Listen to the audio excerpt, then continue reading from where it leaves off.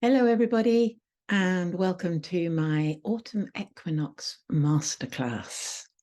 So for those of you who don't know me, my name is Deborah Maw. I have a PhD in biochemistry, hence the doctor, and I'm also have a diploma in astrological counselling, and I have an art degree. And I like to think of myself as someone who bridges the gap between science and spirituality. And I'd like to include bridging the gap as well between science and art, science and creativity, because I believe that as human beings, what makes us special from all other animals is that we are creative animals.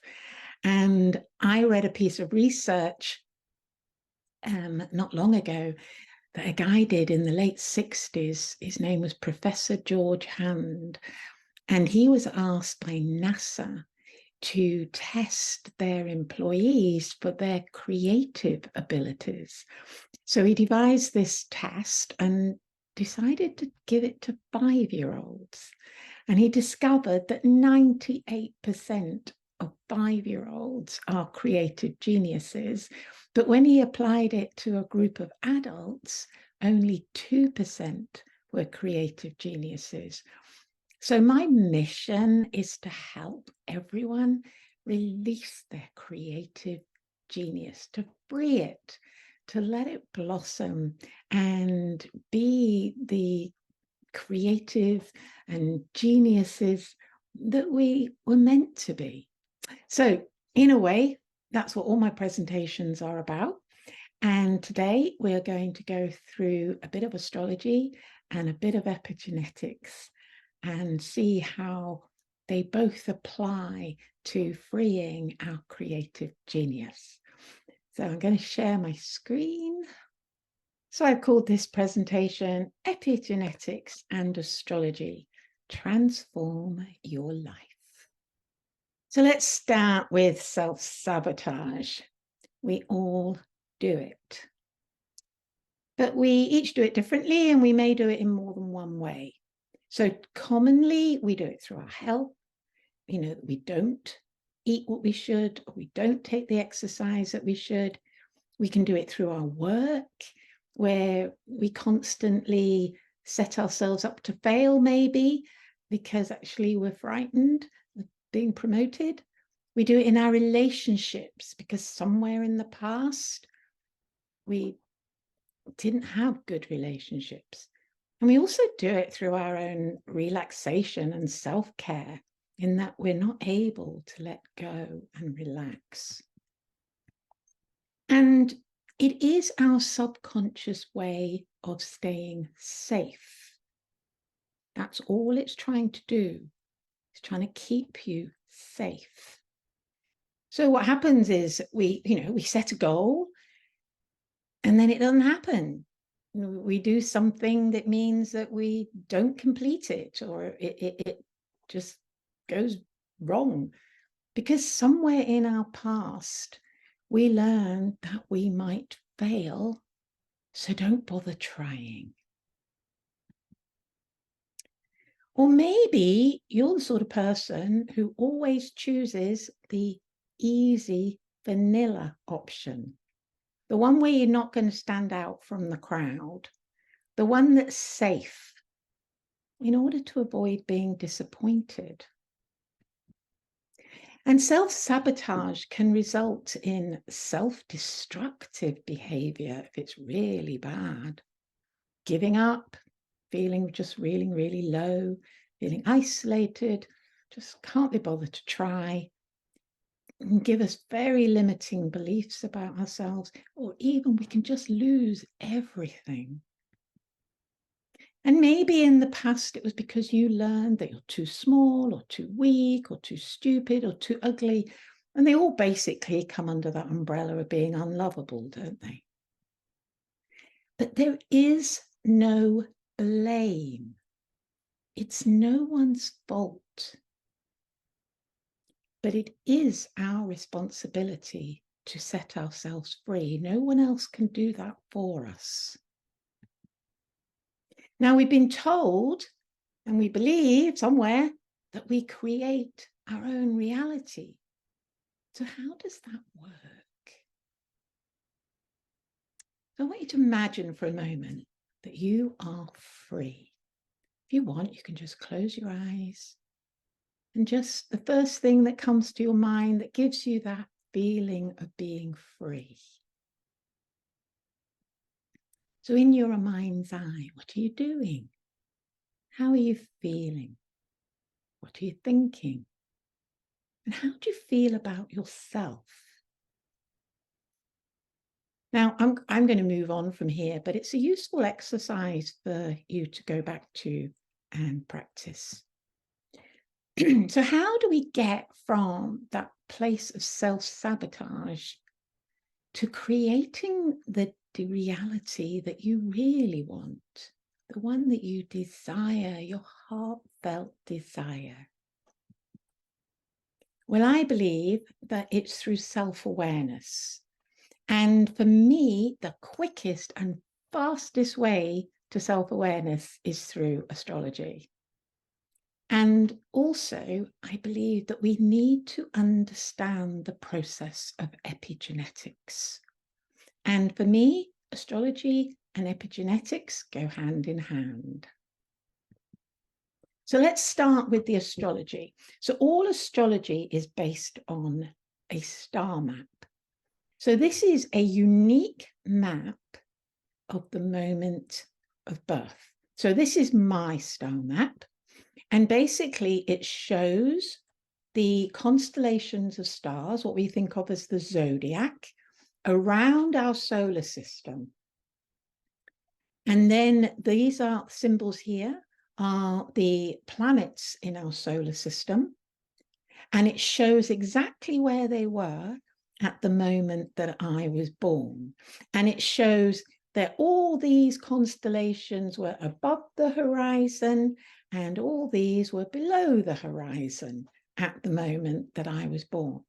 And my star map and your star map and everybody's star map are completely unique.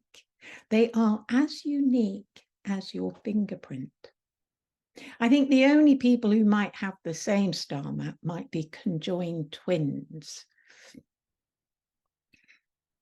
The coloured lines in the middle just show how the planets are connected to each other, how they're talking to each other.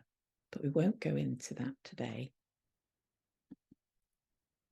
So there's two planets in particular that tend to be the ones that are involved in self-sabotage. So first of all, we have Saturn, which is here. And Saturn is known as Father Time. You know, it's that sort of, you've only got this amount of time and that's all you've got. And if you don't succeed in that time, then you're not good enough. It's that internal nagging voice where you should do this and you should do that and you shouldn't be doing this and you shouldn't be doing that and you're not good enough and da-da-da-da. It's our monkey brain. It's like the amygdala. And it wants to keep us safe. That's its whole intention. Our monkey brain is by far way, way, way the oldest part of our brain system. It's the bit that was around when we had to escape from saber-toothed tigers. And so it's always trying to keep us safe from real dangers that existed 50,000 years ago. But they don't exist now. I mean, once Saturn has taught you how to cross the road, then you're pretty good to go, really, aren't you? But what happens is it's trying to keep us over safe. So it'll say, no, I wouldn't choose the peppermint ice cream if I was you. You had that once before and you didn't like it. You won't like it. Don't have it. Have vanilla.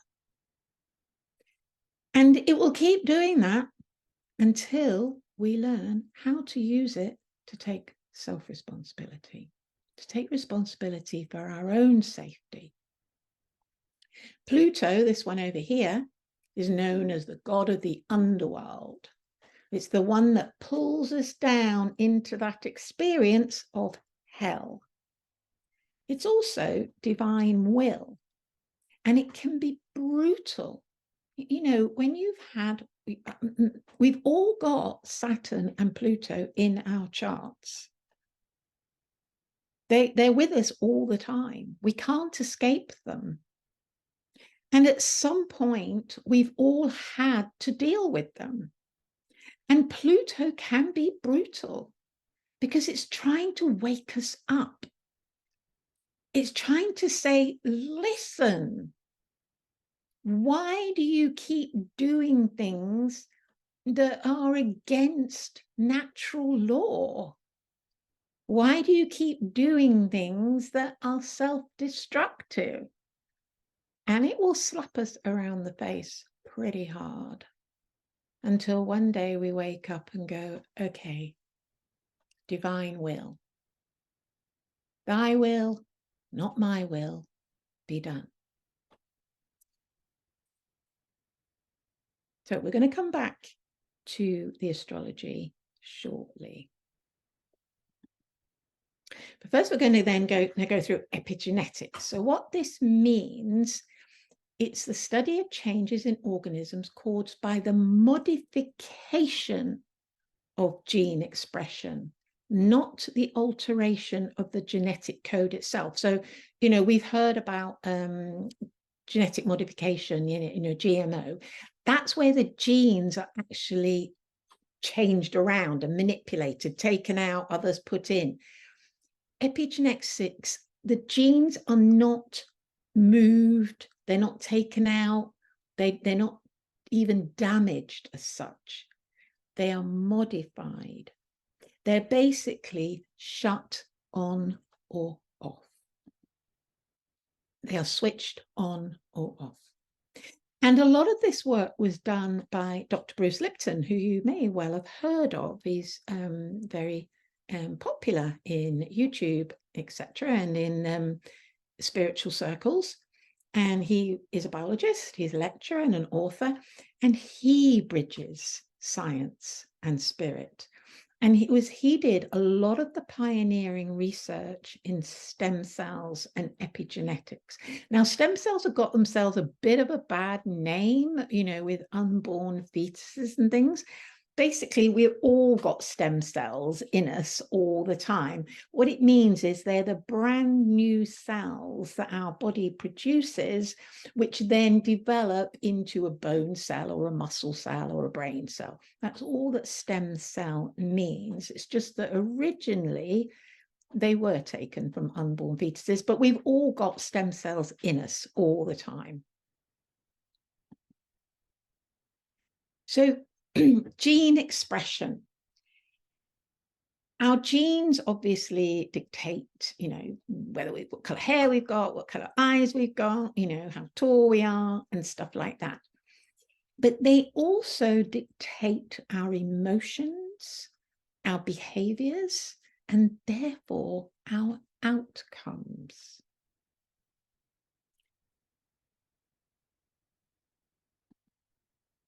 And they can be turned on or off. So, for example, this is a silly little example, but, you know, let's say you've got a gene to make you go out for a walk. If it's turned off, you're not going to go out for a walk. You're going to keep self-sabotaging so that you don't go out for that walk if it's turned off. And they are turned on and off through a process that's called methylation. I'm not going to go into that in detail. But I just want to give you an example of some research that was done on one particular gene, gene NR3C1, which has been repeatedly associated with trauma and mental disorders, including major depression, PTSD, anxiety, and personality disorders. And what they've discovered is that this gene is frequently switched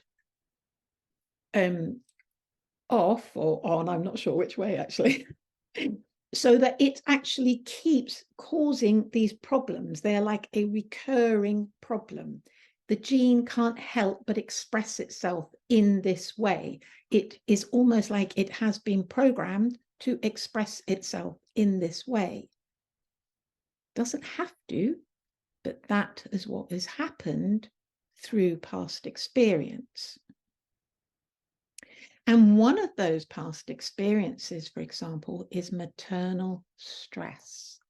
So if when your mother was pregnant with you, she was suffering a lot of stress, she would have been pumping out the stress hormone cortisol. And it is known that cortisol affects the methylation of our genes adversely. So if your mother's genes were affected by cortisol because she was under stress, then you will have inherited those genes in the same state as what your mother's genes were in, because we inherit from our parents. And basically, it's we're made up of cells, aren't they, like 50 trillion of them or something? And it's the environment of the cell that selects the state of the gene methylation. So it's what the cell is sitting in that determines whether it is switched on or off. And blood is the cell's environment. Yeah, blood going around all the body. It's got, the plasma is surrounding all our cells. The red blood cells stay in the capillaries, but the plasma leaks out and it sort of bathes all our cells. So this is our cell's environment, the composition of our blood. And it is the brain that controls the blood composition. Okay, it's the brain that says, too much salt in the blood, need to drink more water, or too much water in the blood, need to wee more. It's the brain that is assessing the blood composition to see what is required of it, what it needs to direct, how it needs to direct the composition.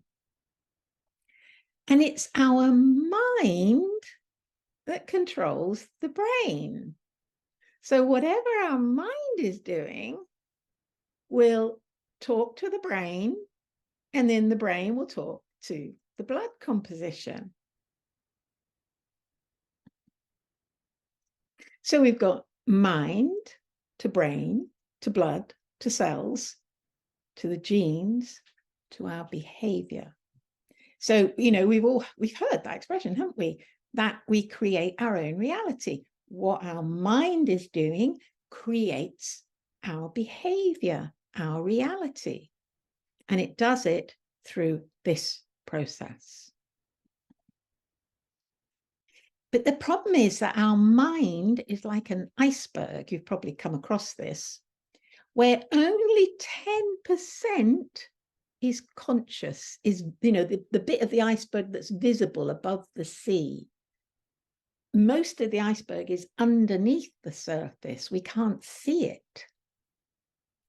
And that 10% of our brain is the only bit that's conscious and thinking.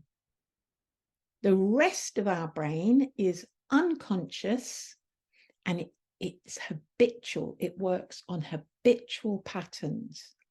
But the two bits are interdependent. You can't take the top of the iceberg away from the bottom of the iceberg. If you cut the top off, the bottom bit will bob up a bit more. They're interdependent with each other. They can't be separated. So our unconscious mind was largely programmed up until we were about the age of 7. Because up until about the age of 7, the brain is what is called in what's called the theta state, which is the imaginal state. They say that children under the age of 7 don't actually know the difference between what's in their imagination and real world. And that unconscious mind, it was like a blank slate when we were born. And basically it is programmed by everything that we are told, or that we learn, or we see, or we absorb from our environment, which is mainly our parents and our immediate neighborhood. And this is called the download period. What they've discovered is that 70% of these downloads are self-limiting, disempowering, and definitely self-sabotaging. Probably because they were trying to keep us safe.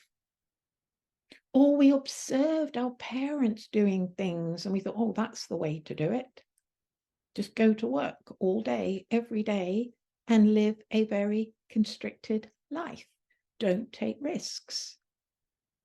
I mean, we were obviously downloaded some good stuff, how to cross the road. But in a general, they say that 70% of what we were downloaded with was self-sabotaging. As adults, we also download stuff into our unconscious. You know, when you first learn to drive, you have to be really focused, don't you? Really thinking, got to do this, all at the same time. And then within no time, it's just automatic. And you can actually be having a conversation or thinking about something completely different, but you'll keep on driving. You know what it's like when you go, I don't even know how I got from there to here. I went for a walk yesterday. I thought, I don't remember crossing that bridge again. I must have done, but I don't remember it because I was somewhere else. And so my body was just acting through habit, through repetition and habit.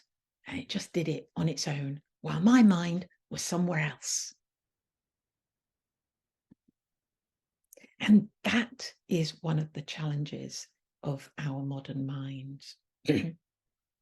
Is that we are so used to thinking and overthinking, and that does use our conscious mind.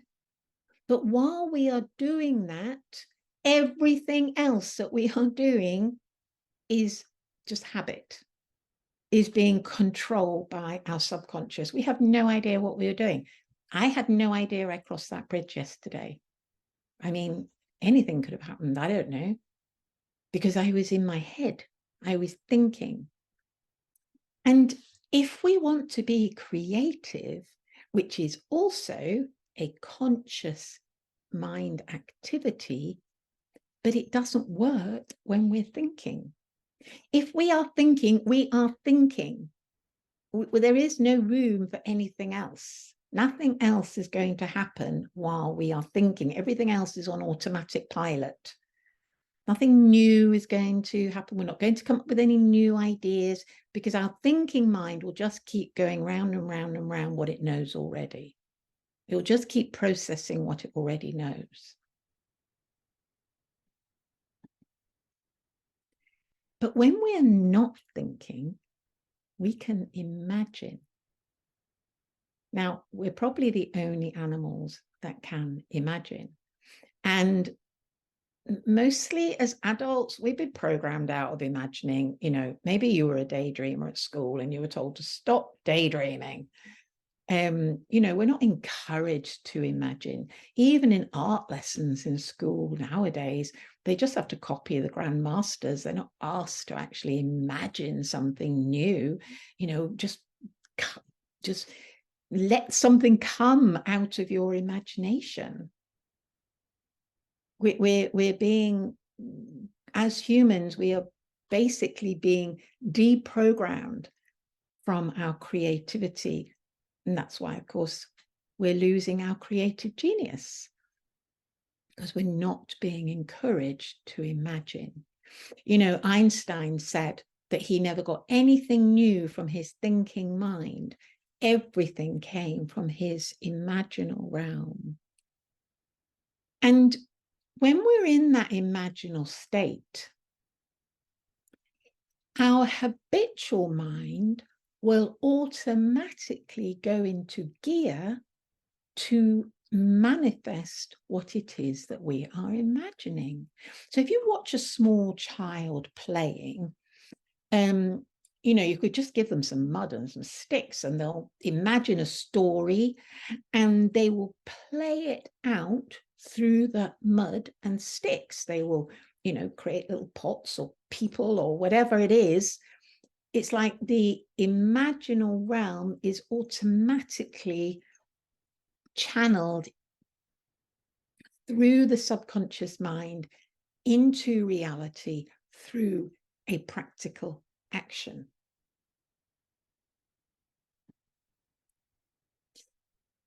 But the other problem that we have is that we've been brought up to believe that we live in a very linear universe. We've been brought up to believe that we live in a very structured clock time order. You do this, you get that, you get that, you get that. And a lot of us live by our diaries, by a very detailed timetable. It's like, I've got to be here at 10, there at 11, there at 12:30, there at 12, got to do this and this and this and this and this. And what happens is that we always run out of time. There's never enough. There's never enough. And it's so stressful. It's so stressful to be under that time pressure. But we've all been programmed that way. I mean, you'd have to be living out in a bush somewhere to not have been.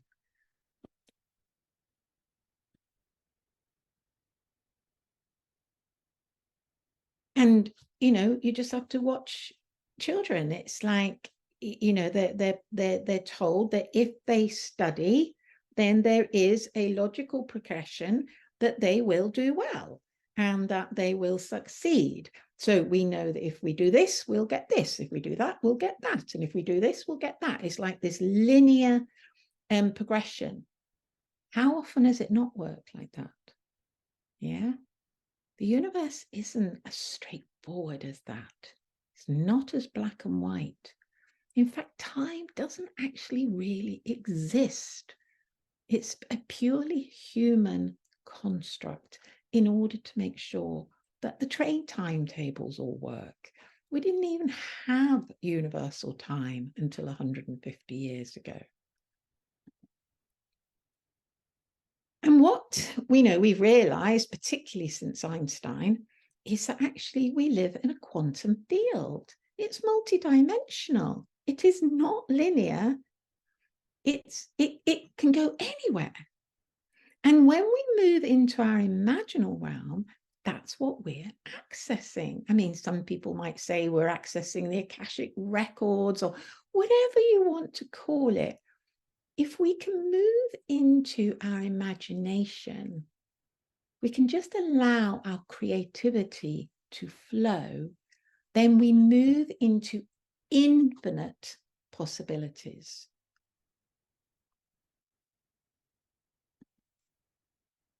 And we move into what's called probability, in that we know that the more we do something, then yes, the likelihood is that it will happen that way.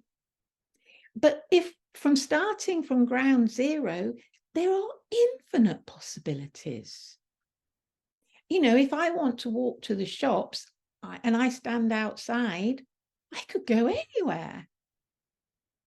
But if I start taking the steps towards the shops, then every step I take, the probability of me ending up at the shops is greater. But from that start point, could end up anywhere. Your conscious mind.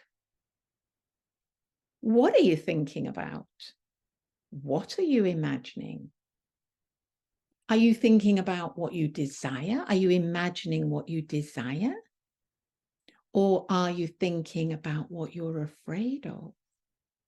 Are you imagining the worst case scenarios?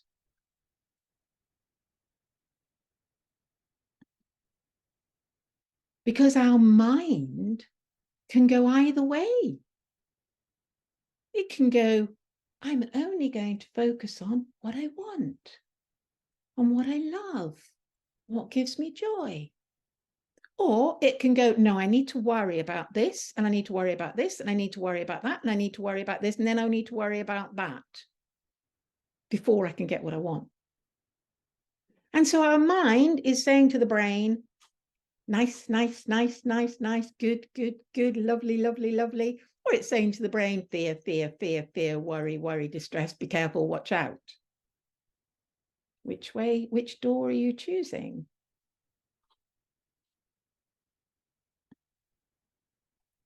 And according to Bruce Lipton, for example, our mind is so powerful that actually less than 10% of cancer is actually hereditary, is actually a problem in the gene itself. 90% is a direct response to whether genes have been switched on or off. Is a direct response to our environment and our perception of our environment. Sorry, this slide seems to have got a little bit overlapped. So we've got the conscious mind and the unconscious mind. And I believe it's not one or the other. We have to get them to work together. And I believe that the secret is to keep both of them happy. So it actually says, how can I reach for my desires and assure my unconscious mind, my inner child, my monkey brain, that they are safe?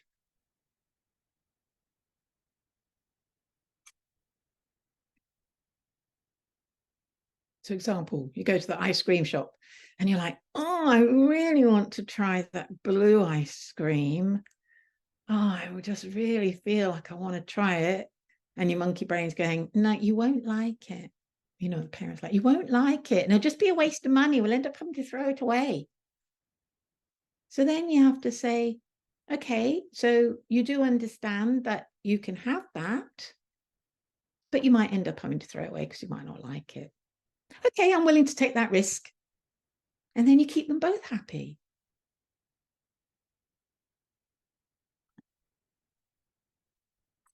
And we in the West are so blessed. We are so blessed that we can actually change our environment and our perception. We are not victims. We're not living in a war zone. We're not starving. We have a roof over our heads. We have clothes. You know, most of us have friends. Most of us have some family. We are not alone and desperate and destitute, most of us in the West. We are blessed. And yet so many of us perceive that we are victims, that we're a slave to the system, that we have to do this, that we have to do that. I don't have any choice. We always have choice. So I want to go back to the astrology and now superimpose this idea of quantum probability. So on the left, we have a spectrum of emotional frequencies. So you're probably aware that we all emit electromagnetic radiation, and this can be easily measured. That, you know, scientists don't dispute that. And they've discovered that there's a whole spectrum of this electromagnetic radiation depending on our emotional state. So, for example, if you're in a really low emotional state, like you feel shame, guilt, then your electromagnetic vibration, your frequency is going to be very low. You know, people who see auras can say, oh, you know, your aura looks quite dark or whatever. At the other end of the spectrum, if you're in a state of joy or peace or bliss, then you're going to be emitting a very high frequency in your electromagnetic vibration. And what they've discovered is that when we're in a very low state, that our body is being flooded with stress hormones. And the two main ones are adrenaline and cortisol. So you probably know about adrenaline. It's the fight or flight hormone. It's really useful. I mean, if you've got a saber-toothed tiger coming after you, you want to run. But how often are we in a situation where we have saber-toothed tigers running after us, or any extreme danger for that matter? Not very often. But if we're constantly like, oh, I'll be afraid of this, oh, I'll be afraid of that, oh, I'll be afraid of this, then we're constantly triggering our adrenaline. Cortisol is even more damaging because that one is more persistent. It's that constant stress, you know, where maybe you're going to work and you're being bullied every day and you just don't want to go. It's like, it's affecting your whole life. You can't sleep, you can't eat, it's affecting your relationships, everything, because your body is just constantly flooded with cortisol. Now, cortisol, again, it's really useful if in the old days when, you know, like they had no, when there was a drought or a famine and they had no food, or, you know, bless them, you know, refugees who end up in a freezing cold ditch. Our body needs cortisol then, because what it does is it shuts down all our biochemical mechanisms that are not life-saving. So it'll just keep our heart going, it'll keep our guts going, it'll keep our brain going. But everything else shuts down. So if you're living under constant cortisol, then you end up with degenerative conditions, because basically your body doesn't really care about your knees or your hips. It just wants to keep you alive. And obviously that's not very useful, is it, to be under cortisol all the time?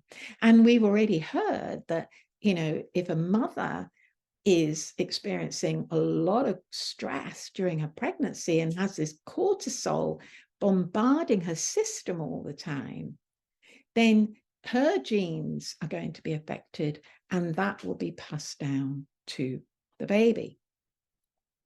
So the other end of the spectrum, the high frequency, high vibration end, are the release of what I call happy hormones. Endorphins, dopamine, serotonin, oxytocin. You know, they make us feel loved, they make us feel happy, they make us feel good. And they support all our systems to be top-notch, to work at their best ability, to be super good and super healthy. Weirdly, the one that sits in the middle, it's not on this list, but I've seen it on other lists, is boredom. It sort of sits somewhere around here between the contracted and the expanded states is boredom. You know, you get kids and they're like, I'm bored, I'm bored, I'm bored, I'm bored, I'm bored. And they can go either way. They can either go down the tubes and go and create mayhem, or just, you know, go and trash something, or go and do something really stupid and self-destructive. Or they can go, oh, I know, I'm just going to go and ride my bike, and you know, I love riding my bike. I'm just going to go and ride my bike, or I'm going to go and play with my Lego, or whatever it is, something that they love to do. And then they can go up the spectrum. And we all have that choice in every moment. And every single planet in our star map, and the planets are a bit like our subpersonalities, okay? every sub-personality in our star map has a choice as to where it functions on this spectrum. It can function at a very low vibration, or it can function at a very high vibration, and a multitude of states in between. We can go anywhere with them. It's our choice. And the beauty of having a star map reading with someone, like myself, who understands how these can all play out, is that you can find out particularly where Saturn is limiting you and where Pluto is limiting you. And they equally can be transformed from a very low vibration to a very high vibration. Those are the two main troublemakers in terms of our vibrational state. You've all probably heard about Abraham Hicks or Esther Hicks, and they talk about this vortex, and that you have to be in this vortex in order to attract what you want. And really what they're talking about is a vortex of the highest vibration, the highest frequency that you can achieve, so that what you attract back to you, because remember, like attracts like, so the higher the vibration you can be in, then the more likely, well, not even more likely, you will attract higher vibrational experiences to you. So the mind, where is the mind? Is it in a low vibrational state and emitting stress hormones, which are then going into the blood, which is then surrounding the cells, which then goes, it triggers the cells to go, we better switch those genes off because they're not feeling good. So we'll just make sure that that is what happens, so that the gene expression matches what is going on in our mind.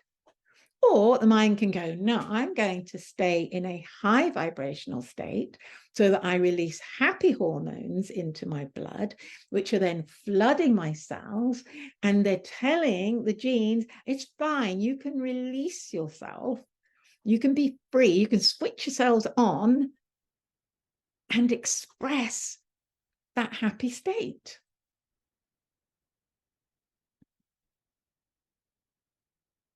So let's go back to Saturn and Pluto.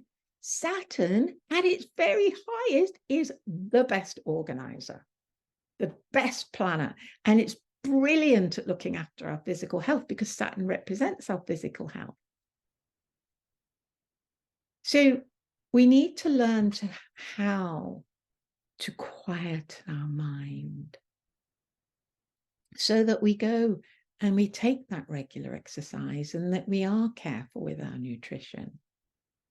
Pluto, remember, said divine will.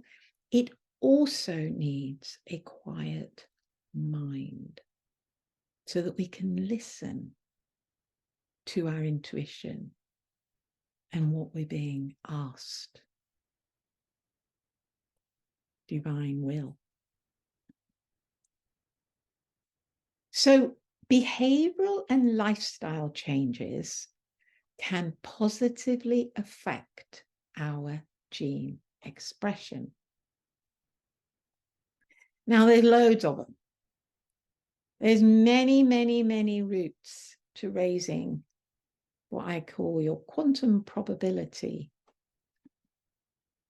Meditation. This is probably the most powerful. And if you don't meditate already, it's the best anti-aging. It's the best way of mind control. Simple meditation. Spend 20 minutes in the morning. You can do 20 minutes in the evening as well, even better. and you just follow your breath going in and out, you would not believe how many of my clients say to me, oh, I've tried it, it doesn't work. I can't quieten my mind. Nobody can. Even the Dalai Lama can't quieten his mind for more than 2.5 breaths. The practice is in when you know that your mind has wandered off, to bring it back. That is meditation, not the quiet mind. It's this. It's your higher self saying, no, you're not thinking now. We are meditating. You are following your breath. That is all you're doing right now. So following your breath, and then suddenly you're like thinking about dinner. Don't even finish the thought. You come back, follow your breath. Oops, I'm thinking again. Come back, follow your breath. Oh, I'm thinking again. Follow your breath. And sometimes you could spend the whole 20 minutes and you've been off somewhere else, usually because your stress levels are quite high. But it doesn't take long before you start to realize that actually you are in control of what you think, and that you are not your mind. You're actually something else, and you can direct your mind. You can say to your mind, I want you to now to imagine something good. I want you to imagine what it is that you do want. I want you to imagine your desire. And when you feel your mind going, yeah, but this might happen and that might happen. And if I get the blue ice cream, I might not like it. You go, hush, hush, be still.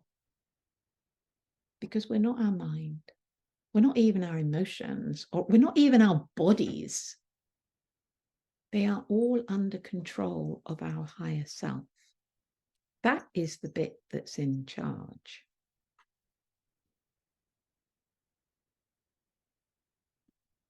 So you can do mindfulness. Again, that's about being present. You know, when your mind's going off all over the place, you don't even know where you are sometimes, you know, and you come back to the present. Listen, look.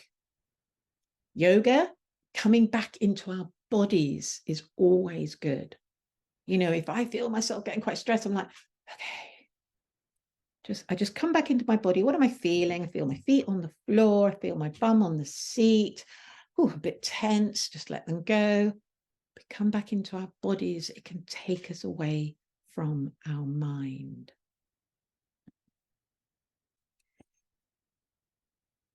Vegetables, fruit, colors. We need nutrients. There's no avoiding it. Our physical bodies are part of the earth. We need to eat healthy earth, if you like. And I mean, personally, I take a lot of supplements because even organically farmed food is so low in minerals, particularly things like selenium and chromium and zinc and manganese and magnesium. They are all so lacking in even the best quality food. I mean, you'd want to be growing your own food and just literally covering your garden in seaweed and you know, just whatever amazing natural manure that you can get hold of, in order to make sure you get those elements. And our hormones and our brain, they need those micro minerals. They can't live without, they can't function properly without them. But equally, we need the colors in fresh fruit and vegetables. They're the phytonutrients. We need that vibrancy to keep us healthy and buzzing. For me personally, nature is my best resource. And like yesterday, when I couldn't remember crossing the bridge, sometimes I might spend half of my time in my head, not even aware of where I am. But gradually, I'll settle. And I'll just relax and I'll just start to absorb the sounds and the colors and just be more chilled and more relaxed and just quieter in myself and enjoying the beauty that is around me. And it doesn't work though if you're with somebody else, because then you're just chatting all the time. It's really hard to actually be in nature unless you're alone. And you know, it's good to even have a favorite walk, because that's easy. Then you just walk out the house or whatever, and you just know you're just going to do that. You don't have to think about it. You're just doing your favorite walk, which you know takes 20 minutes or half an hour or whatever. You do it every day and you notice the subtle differences in nature around you. You'll go, oh, flower wasn't in bloom yesterday. Wow, look at that. Or, I mean, wow, I was watching some plants, they were growing that much a day. And it's just a delight. And it takes us out of ourselves.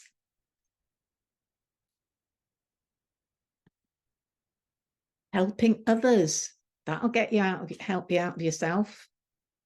If you're, you know, focusing on something else or someone else instead of on yourself. A favorite activity where you're really focused on what it is that you're doing and doing what you love to do often.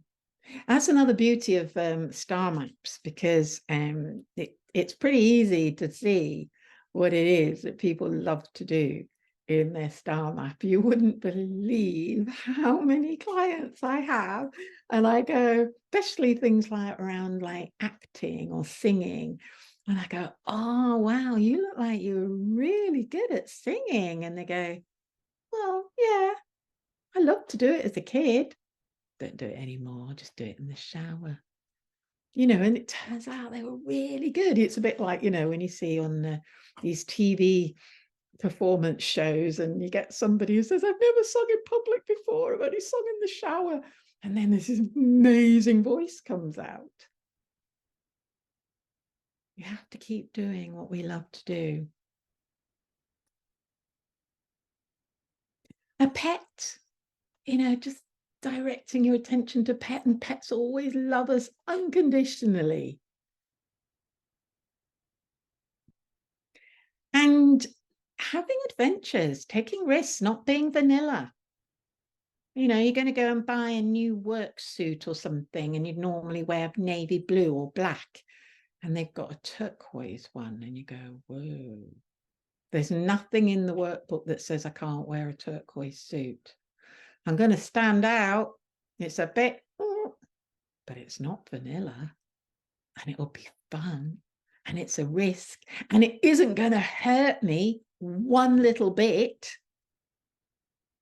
So just take little risks, have adventures, just, you know, a safe adventure. Keep that subconscious mind happy. Say, I'm going to go shopping somewhere different today. It's all right.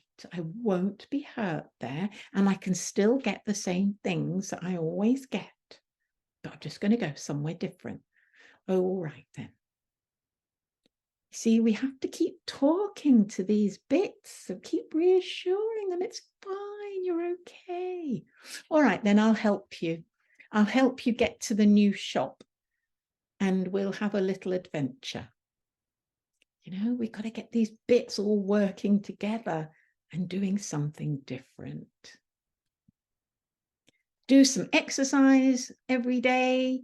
Stairs are brilliant. My auntie, she lived to 97. She had 5 flights of stairs. She was up and down them every day. She was still running until she died. But personally, as I said before about time, for me, that is the biggest self-sabotager, is lack of time. And the way that I have learned to overcome this and to deal with it is I don't wear a watch. I don't have any clocks. I ditched them all. If I have an appointment, I set an alarm on my phone and I give myself time to get there. And sometimes, you know, I might actually have 4 alarms on my phone for the day. But in between those times, I'm free. I'm free. I'll always have a list of things to do.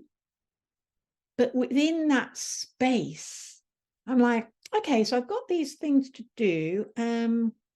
What's the best thing to do now? Where am I best positioned now in myself and in the universal energies? Which of these is the best thing to do now? And it will tell me, I'll go, okay, I'll just get on with that now.